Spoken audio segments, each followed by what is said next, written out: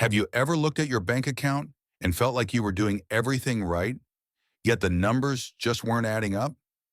You work hard, you save where you can, and you try to be responsible, but at the end of the month, your balance seems to have vanished into thin air. It is a frustrating, silent struggle that millions of Americans are facing right now. It feels like you are caught in what I call a vampire economy. This is an environment where the systems we used to trust are now designed specifically to drain your wealth through tiny, invisible leaks. Today, we are going to do more than just list things that are too expensive. We are going to perform a deep dive surgery on the ecosystem of waste that surrounds us. I am going to show you how corporations have engineered your daily habits to profit from your loyalty, and more importantly, I will give you the precise, smart moves to take that power back. The truth is, the world has changed, but our spending habits are often stuck in the past. We are currently facing two silent killers of wealth: shrinkflation and skimpflation. You probably noticed that your favorite box of cereal is smaller, but the price stayed the same. That is shrinkflation. But skimpflation is even more dangerous. This is when a company keeps the package the same, but replaces high-quality ingredients or reliable materials with cheap synthetic alternatives.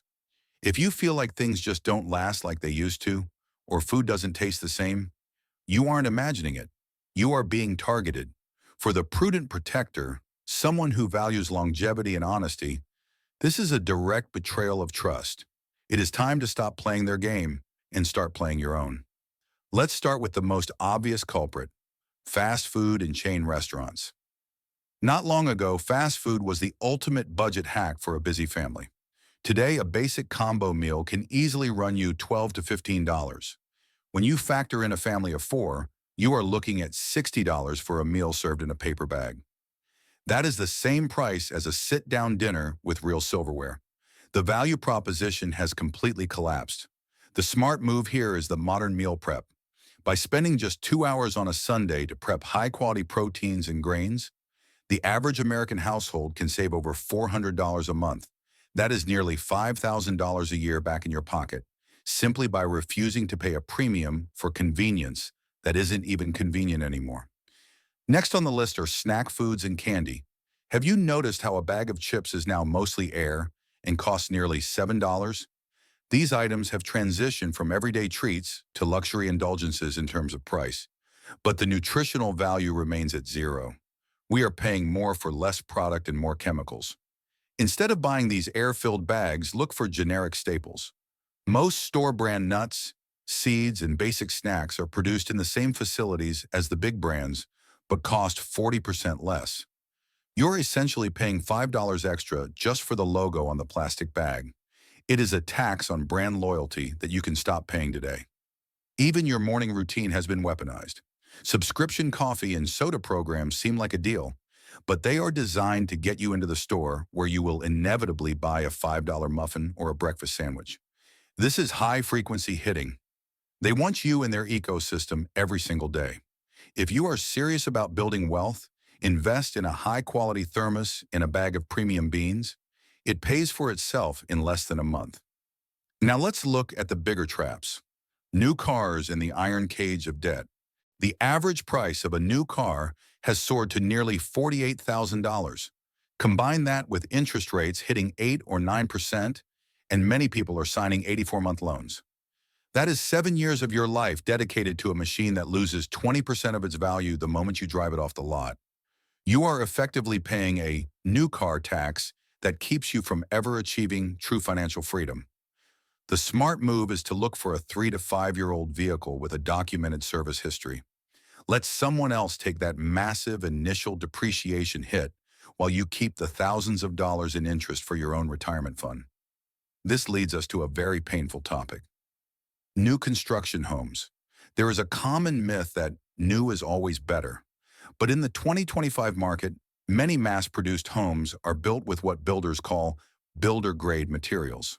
In plain English, that means the cheapest stuff that still passes inspection. We see plywood replaced with particle board and solid wood replaced with plastic trim. These houses often require major repairs within the first 10 years. If you want true value, look for homes built between 1980 and 1995. These are often the sweet spot of construction. They have modern layouts but were built with good bones. Real hardwoods and thick-walled construction that was meant to last for generations, not just until the warranty expires. Speaking of branded clothing, why are we paying $100 for a t-shirt just to act as a walking billboard for a corporation?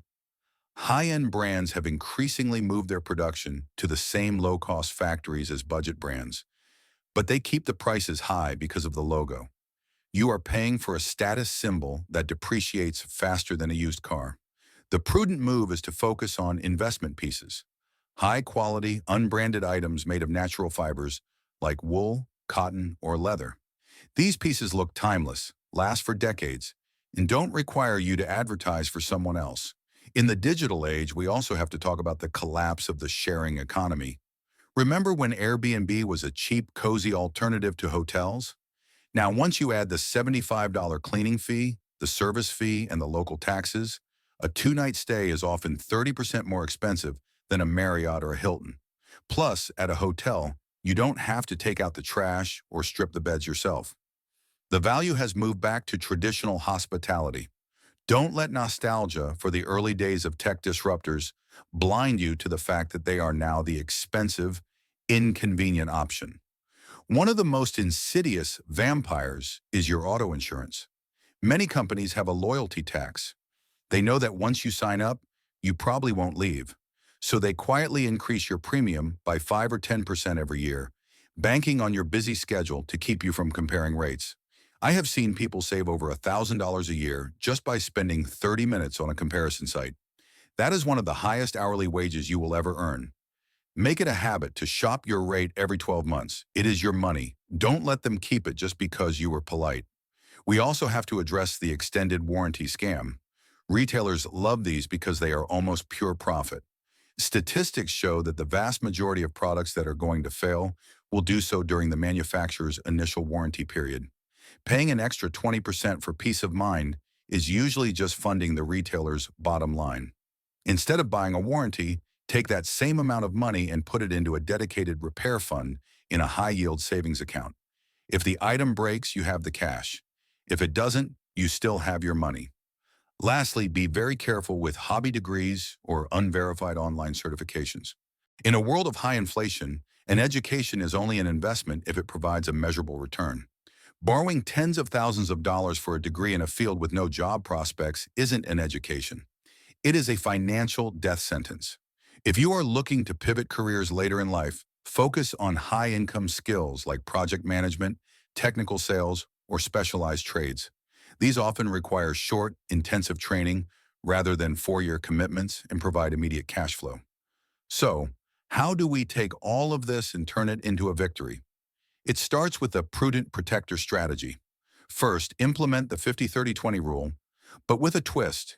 Aim to get your necessities down to 40% by eliminating these invisible leaks. This creates a 10% freedom gap that you can use to aggressively fund your retirement or pay off high-interest debt. Second, adopt the cost-per-use mindset. A $500 pair of boots that lasts 10 years is infinitely cheaper than a $50 pair that lasts 6 months. Stop looking at the price tag and start looking at the lifespan. True wealth isn't about how much you earn. It is about how much you keep. Every time you refuse to pay for an overpriced meal, a bad insurance policy, or a cheap mass-produced house, you are casting a vote for your own freedom. You are telling the vampire economy that your hard-earned money belongs to your family and your future, not their shareholders. I want to hear from you. Which of these items have you stopped buying recently, and how much has it changed your life? Have you found a smart move that I missed? Share your experience in the comments below. Your insight might be the exact piece of advice someone else in our community needs to hear today. Remember, being prudent isn't about being cheap. It is about being smart. It is about protecting what you have built so you can live the life you actually want. Thank you for watching, and I will see you in the next deep dive.